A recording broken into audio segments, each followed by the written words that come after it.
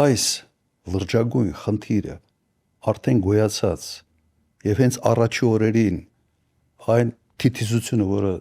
քաղաքական թիթիզությունը, որը ցուցաբերեց այս իշխանությունը, շատ ինձ համար որպես նախկին նախագահի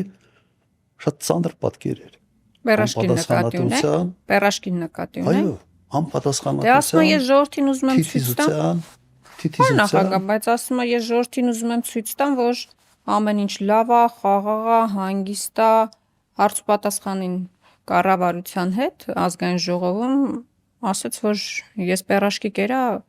Դուբայի շեյխերը գնացին Դուբայ մոլում նստեցին ի ցույց ժողովրդի, որ ամեն ինչ լավ է։ Միջազգային տրենդ է թելադրում։ Կարող է մի տեսակ մենք ենք շատ գույները խտացնում, սևացնում, հորետեսությունը մի տեսակ կարող է մեր մոտ շատ է, կարող է իսկապես ամեն ինչը լավ է։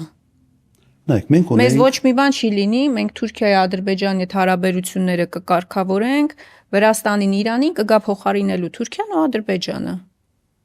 Կարող է ասենց էս է ռազմավարությունը։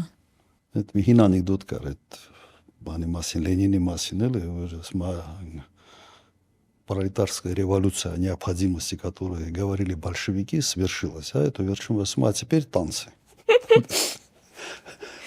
Հիմա լրիվ ճիշտ հակառակն է։ Եթե այս սպառնալիքները մենք լուրջ չենք ընդունում, եթե այս սպառնալիքների նկատմամբ վերաբերմունքը այդպիսինն է, ապա ինչն է սպառնալիք ընդհանրապես, մենք պետք է փորձենք սպառնալիք բառի, այսպես ասենք, նշանակությունը վերաիմաստավորենք։ Պարոն նախագահ, կներեք, մի բան պետք է ասեմ։ Կարող է մենք էլ չափազանցնում ենք ու ամեն ինչը մի տեսակ շատ ենք սպառնալիք ներկայացնում։ Դրանից էլ ժողովրդի մեջ տպավորություն է, որ մենք ինչ որ անընդհատ բացասական էներգիա ենք տարածում, վատ կանխատեսումներ ենք անում, մենք ազգային ժողովում չգիտեմ ինչ ջղային ելույթներ ենք ունենում, այսինքն անընդհատ այդ բացասական ֆոնի վրա ենք։ Դրան զուգահեռ իշխանությունները ասում են, որ այ մենք խաղաղարարներ ենք, պերաշկի ենք ուտում, կուկուռուզ ենք ուտում, չգիտեմ, ձեր նման, ձեր հետ ման ենք գալիս, էս ենք անում, են ենք անում, սեր են խոստովանում, սրտիկներ են անում։ Ու այդ ֆոնին մի տեսակ կարող է մենք, որ իրականությունն ենք ասում ըստ էության, հա, իրականությունն ենք ասում։ Կարող է դոզան ենք շատ տալիս։ Որովհետև դրա ֆոնին էլ իշխանությունները ասում են, մենք սիրելի հայրենակիցներ, ձեզ բերում ենք խաղաղություն, սեր, անհոգություն, բարեկեցություն, այս ռևանշիստները գալու են այդ իրանց անալիզների հիման վրա,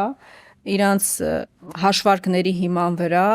արդարություն են հաստատելու, չգիտեմ, արժանապատվություն են հաստատելու, որը բերելու է պատերազմի։ Արդյունքում ստացվում է մենք պատերազմի, այսպես ասած, ուժն ենք, իրանք է խաղաղարարներն են իրանց սրտիկներով, պաչիկներով, պերաշկիներով, կուկուռուզներով։ Եթե այս տեսանկյունից նայենք, էլ է հարցին։ Ագնեսա, մի քանի տարի հետ գնանք։ Տեսնենք, թե ինչ էինք մենք, օրինակ կոնկրետ ես։ Ինչ էի ասում 18 թվականից հետո, թե ինչ խնդիրներ կա երկրի առաջ եւ ինչ արձագանք էինք ստանում։ Ինչ էր անում իշխանությունը։ Այն նույնպես անպատասխանատու ամբողջ sense ձևավորված անվտանգային համակարգ քայքայեցին։ Արդյունքում մենք ուղղակի ստացանք պատերազմ։ Ղարաբաղը դեռ կար։ Փոքրացած, բայց կար։ Նույնը կարող ենք ասել, չէ՞։ Երբ այն ժամանակ, եթե Հայաստանի Հանրապետության իշխանությունը ականջալուր լիներ, փորձեր մի քիչ հասկանալ այս սպառնալիքների եւ ճիշտ գնահատեր, մենք Ղարաբաղը չէինք կորցնի։